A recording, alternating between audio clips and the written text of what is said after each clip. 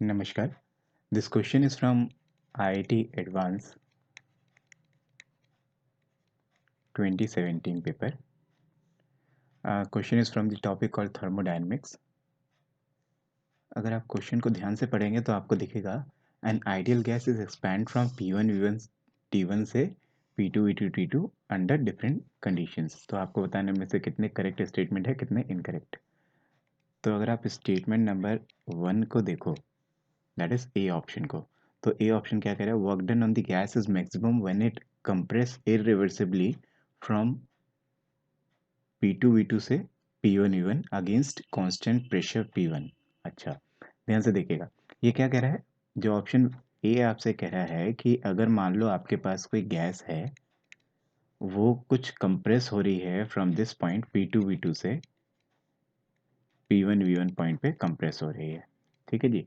उसमें आपसे कहना चाहता है कि ऐसे में मेरे को वर्क डन बताओ कि the work done of the gas maximum when it compress irreversibly. जब इरिवर्सिबली कंप्रेस होगा तो वो वर्क डन मैक्सिमम होगा, ऐसा कहने की कोशिश कर रहा है वो। तो अगर ऐसा है तो चेक करने के लिए हम दोनों को ही देख लेते हैं।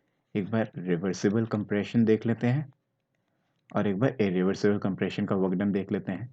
तो अगर रिवर्सिबल कंप्रेशन का वर्क डन देखो, पीवी ग्राफ है ये, तो रिवर्सिबल कंप्रेशन का जो वर्क डन आएगा वो क्या आएगा, वो आपका आएगा फ्रॉम हियर टू हियर, यहाँ से यहाँ, क्योंकि आप ऐसे जा रहे हो ना। तो रिवर्सिबल वर्क डन का जो कंप्रेशन है वो ऐसा आएगा, तो रिवर्सिबल वर्क डन का ग्राफ ऐसा आएगा। अगर कोई आपसे पूछे reversible work done, reversible compression में आपका वर्क डन कितना होगा, तो आप बोलोगे ये जो एरिया अंडर दिस ग्राफ है this will be your work done reversible के लिए, ठीक है जी। लेकिन अगर आपसे इरिवर्सिबल के लिए कहा जाए कि सेम काम हो रहा है बट इस बार पीवी ग्राफ है, बट इस बार इरिवर्सिबल प्रोसेस है, इरिवर्सिबल कंप्रेशन हो रहा है from same point, from P2 V2 से सेम पॉइंट P1 V1 तक। तो मेरे को बताओ कि जी वर्क डन कितना है। तो अगर वर्क डन आपको इरिवर्सिबल प्रोसेस का निकालना है तो वर्क डन का फॉर्मूला माइनस का P डेल्टा V होता था। आप सिंपल आपको यही फॉर्मूला अपनाना पड़ेगा। अगर अगेंस्ट कांस्टेंट प्रेशर P1, तो ये तो P1 है और V2 V1 क्या है, V2 V1 यहाँ से यहाँ तक का है। तो अगर आपको ये वर्क डन दिखाना हो इस ग्राफ के अंदर, इरिवर्सिबल का ग्राफ कैसा बनेगा, इरिवर्सिबल का आप वर्क डन का ऐसा ग्राफ तो नहीं बना सकते कि स्टेप बाय स्टेप कैसा हो रहा होगा, ये तो आप दिखा नहीं सकते। बट अगर आप देखो तो पी डेल्टा वी का ग्राफ दिखाया जा सकता है। तो पी डेल्टा वी का ग्राफ अगर दिखाया जाए तो पी क्या है, पी है आपका P1। तो P1 तो हो गया ये वाली लाइन ए यहाँ से यहाँ तक, और डेल्टा वी क्या है, V2 V1, V2 V1 is V2 V1 is यहाँ से लेकर यहाँ तक, ये V2 V1 है। तो अगर देखा जाए तो माइनस का पी डेल्टा वी जो होगा वो इस एरिया से रिप्रेजेंट हो रहा होगा। तो अगर देखा जाए तो इरिवर्सिबल का वर्क डन आया यहाँ से यहाँ तक, जबकि रिवर्सिबल का वर्क डन आया यहाँ से यहाँ तक। तो अगर दोनों में आप कंपैरिजन करोगे तो आपको दिख जाएगा दोनों में कंपैरिजन करके कि दोनों में से कौन ज़्यादा कौन कम। तो सिंपली आपको दिख रहा है कि डब्ल्यू इरिवर्सिबल आपका ज़्यादा आ रहा है as compared to W reversible for compression, जिसके हिसाब से ये जो आपका स्टेटमेंट नंबर 1 है वो करेक्ट होना चाहिए। ये तो करेक्ट है। अच्छा जी, नेक्स्ट स्टेटमेंट भी पढ़ते हैं। कह रहा है if the compression is carried out freely it's simultaneously both isothermal as well as adiabatic. अच्छा, फ्री एक्सपेंशन वाली बात आपको शायद पता होगी कि अगर मान लो जैसे कोई बीकर है, उस बीकर में आपने क्या किया, उस बीकर में आपने उस बीकर को किसी दूसरे बीकर से कनेक्ट कर रखा है, इसको आपने स्टॉपर लगा रखा है और यहाँ कोई गैस रखी हुई है। आप क्या कर रहे हो, आप इसको फ्री एक्सपेंशन दे रहे हो। फ्री एक्सपेंशन का मतलब होता है यहाँ पे आपके पास वैक्यूम है, ठीक है जी। यहाँ आपके पास वैक्यूम है, यहाँ कुछ भी नहीं है। अगर यहाँ कुछ भी नहीं है और जैसे ही आप इस नोब को खोलोगे ये गैस एक्सपैंड होगी और एक्सपैंड करके इधर को जाएगी, और जैसे ही ये गैस एक्सपैंड करके इधर को जाएगी उस वक्त सिंस यहाँ पे कुछ है नहीं, तो अगर वर्क डन का फॉर्मूला लगाया जाए माइनस का पी एक्सटर्नल डेल्टा वी, तो पी एक्सटर्नल इस केस में क्या है, ज़ीरो है, क्योंकि यहाँ पे वैक्यूम है। वैक्यूम है तो कुछ भी ऐसा नहीं है जो इस गैस को अपोज कर रहा हो, जो इस गैस को रोक रहा हो, कोई ऐसा प्रेशर यहाँ पे है ही नहीं। तो ऐसे केस में P external is equals to zero हो जाएगा, और पी एक्सटर्नल अगर इक्वल्स टू जीरो है तो ऐसे केस में work done equals to zero हो जाएगा। और सिंस अगर वर्क डन जीरो हो गया तो from the first law of thermodynamics आपको पता है कि delta U is equals to Q plus W होता है। Since W is zero that's why delta U is equals to Q हो जाएगा। तो ये आपके पास इक्वेशन बन के आ रही है फ्री एक्सपेंशन की।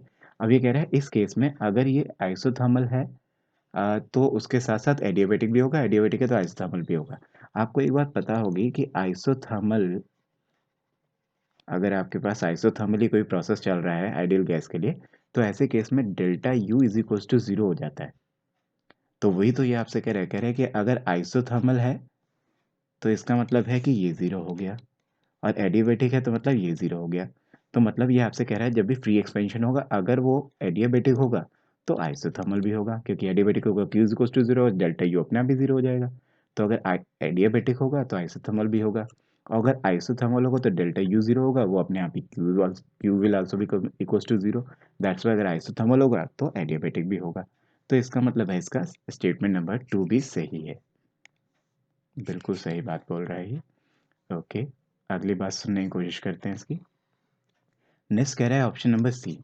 ऑप्शन सी के बारे में देखें तो कह रहा है कि work done by the gas is less than less when it is expanded reversibly from V1 से V2 under the adiabatic condition as compare to the when it expand reversibly. अच्छा, ये आपसे सिंपली कहना चाह रहा है कि कोई एक्सपेंशन हो रहा है, और एक्सपेंशन के लिए अगर आप पीवी ग्राफ बनाओ, तो ऐसे में अगर आपके पास कोई P1 आपके पास P1 V1 आपके पास इनिशियल कंडीशंस हैं, यहाँ से आप कह रहे हो कि एक बार आप आइसोथर्मली जा रहे हो और एक बार आप एडियाबेटिकली एक्सपैंड कर रहे हो। तो एडियाबेटिकली और आइसोथर्मली एक्सपैंड करोगे तो आपको साफ साफ दिख रहा है कि एडियाबेटिक के लिए तो इतना वर्क डन है, एडियाबेटिक के लिए तो ये वर्क डन है, जो मैंने अभी अभी आपको दिखाया ये है एडियाबेटिक का वर्क डन। और अब अगर आपसे कोई पूछे आइसोथर्मल का, तो आइसोथर्मल का वर्क डन होगा ये वाला जो मैंने रेड से दिखाया। एक्चुअली होता क्या है इस ग्राफ के लिए मैं आपको बता दूं, एक शॉर्टकट ट्रिक आप मेरी तरफ से याद रख सकते हो, इसको राइट हैंड थंब रूल बोल सकते हो। यहाँ पे अपने सीधे हाथ का अंगूठा रखो और उसे क्लॉकवाइज रोटेट करो। जब भी कभी आप सीधे हाथ का अंगूठा यहाँ पे रखोगे और क्लॉकवाइज रोटेट करोगे, तो जो पहले पड़ेगा वो होगा आइसोथर्मल ऑलवेज, और जो बाद में पड़ेगा वो ऑलवेज एडियाबेटिक होगा। ये बात पक्की है, ठीक है जी। ऐसे ही अगर आप कंप्रेशन के लिए सेम ग्राफ बनाते, तो कंप्रेशन के लिए सेम ग्राफ बनाते तो ऐसा आता कि यहाँ से हम ऊपर को जाते ऐसे दो, और कंप्रेशन में क्या होता है, कंप्रेशन में उल्टा हो जाता है। कंप्रेशन में क्या होता है, जब हम इधर से इधर को जाते हैं तो कंप्रेशन में ये वाला हो जाता है आपका, नीचे वाला हो जाता है आइसोथर्मल, और ऊपर वाला हो जाता है एडियाबेटिक। तो सिंस ये आपसे कह रहा है क्या, ये आपसे कह रहा है कि एडियाबेटिक कंप्रेशन या एक्सपेंशन हमें क्या करना है, एक्सपेंशन। एक्सपेंशन, अच्छा ठीक है, हमें तो एक्सपेंशन वाला करना है वैसे। लेकिन अगर कभी आपसे कंप्रेशन वाला पूछ भी ले तो उसके लिए भी राइट हैंड थंब रूल है। आप यहाँ पे सीधे हाथ का अंगूठा रखो, उसे क्लॉकवाइज घुमा के देखना, जो पहले पड़ेगा वो आइसोथर्मल, जो बाद में पड़ेगा एडियाबेटिक। इसी कारण की वजह से अगर एक्सपेंशन का केस होता है तो ऊपर वाली लाइन आइसोथर्मल होती है, नीचे वाली एडियाबेटिक। अगर कंप्रेशन का केस होता है तो ऐसे केस में ऊपर वाली लाइन आपकी एडियाबेटिक हो जाती है, नीचे वाली आइसोथर्मल, तो उल्टा हो जाता है। फिलहाल ये एक्सपेंशन की बात कर रहे हैं, तो एक्सपेंशन के केस में ऊपर वाली लाइन अगर आइसोथर्मल है, नीचे वाली एडियाबेटिक है, तो आइसोथर्मल का वर्क डन ज़्यादा होगा, एडियाबेटिक का कम होगा। ये क्या कहना चाह रहा है, जरा इसकी भी सुन लेते हैं एक बार। कह रहे work done by the gas is less when is expand from V1 से V2 एडियाबेटिकली। कह रहा है एडियाबेटिक जब आप जाओगे तो वो कम होगा और आइसोथर्मल वाला ज़्यादा होगा। तो करेक्ट स्टेटमेंट है, यही तो हम बोल रहे हैं, यही तो हमने बोला। हमने भी तो ये बोला कि आइसोथर्मल का वर्क डन ज़्यादा होगा, वही रेड शेडिंग से दिखाया मैंने, और जो एडियाबेटिक होगा उसका वर्क डन मैंने येलो शेडिंग से दिखाया। सो आइसोथर्मल का वर्क डन ज़्यादा और एडियाबेटिक का कम, अगर एक्सपेंशन का केस है तो। अगर यही कंप्रेशन का केस होता उल्टा हो जाता, एडियाबेटिक ज़्यादा हो जाता, आइसोथर्मल कम हो जाता। ठीक है जी। चलो जी, एक बार फटाफट से लास्ट पॉइंट पे भी चलते हैं।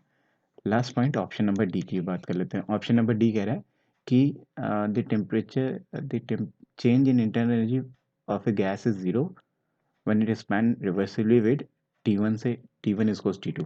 अगर T1 is equals to T2 है तो ऐसे तो ये आइसोथर्मल ही हो गया ना। अगर आइसोथर्मल है तो डेल्टा यू तो अपने आप जीरो ही होगा, delta U is equals to N C V delta T, आपने सुना होगा N C V delta T, T2 minus T1। तो उस हिसाब से अगर T2 माइनस T1 अगर ये दोनों जीरो हैं तो ऑब्वियस सी बात है कि delta U is also equals to zero. तो यहाँ तक फर्स्ट स्टेटमेंट तो इसका सही है। सेकेंड स्टेटमेंट देखते हैं। कह रहा है कि expand reversibly under adiabatic condition with T1 is not equals to T2।